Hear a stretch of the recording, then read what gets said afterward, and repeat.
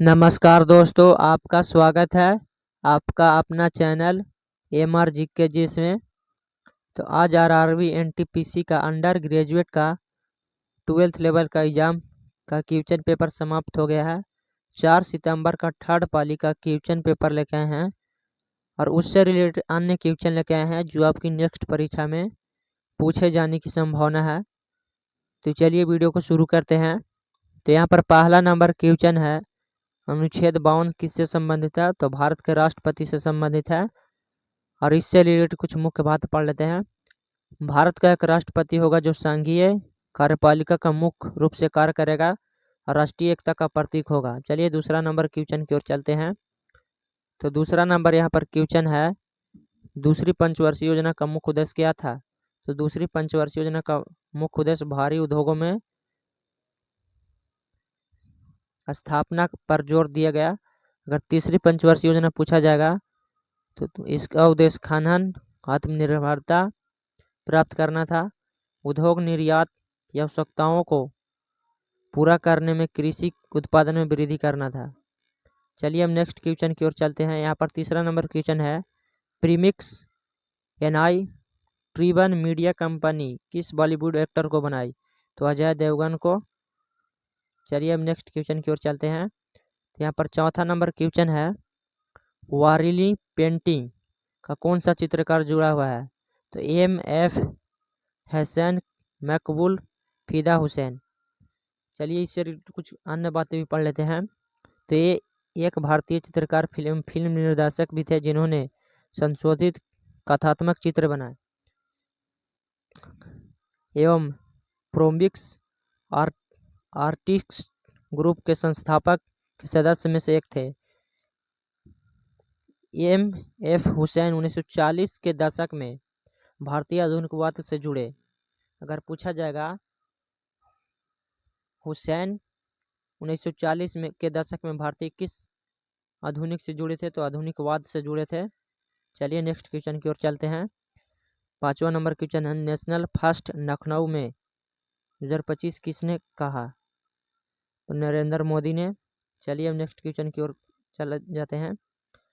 Double डेलिक्स model किसने प्रतिपादन किया था? तो डबल डेलिक्स जेम्स वाटसन और फ्रांसीसी क्रिक ने प्रस्तावित किया। किसने प्रस्तावित किया दोस्त? तो वाटसन और फ्रांसीसी क्रिक ने किसे वास्तवित किया? डबल हेलिक्स मॉडल को प्रतिपादन किया था। उन्होंने 2 अप्रैल 1953 को नेचर पत्रिका DIIC DNA के अवकरण मॉडल का किया था, जिसे जैविक का महत्वपूर्ण विज्ञान में जोड़ा गया था। चलिए हम नेक्स्ट क्वेश्चन की ओर चलते हैं। यहाँ पर 7 नंबर क्वेश्चन है, सिंगरौली कोयला क्षेत्र में मध्य प्रदेश के कौन से क्षेत्र में स्थित है? तो उत्तर प्रदेश में। चलिए इससे रिलेटेड पढ़ लेते हैं। तो सिंगरौली कोयला मध्य प्रदेश और उत्तर प्रदेश राज्य में स्थित है। विशेष रूप से इसका एक छोटा सा हिस्सा उत्तर प्रदेश के सोनभद्र में जिले में स्थित है। अगर पूछा जाएगा कि उत्तर प्रदेश के कौन से जिला अगर पूछा जाएगा तो सोनभद्र है। इसे आप ध्यान में रखें, इंपॉर्टेंट पॉइंट है, इम्पोर्टेंट।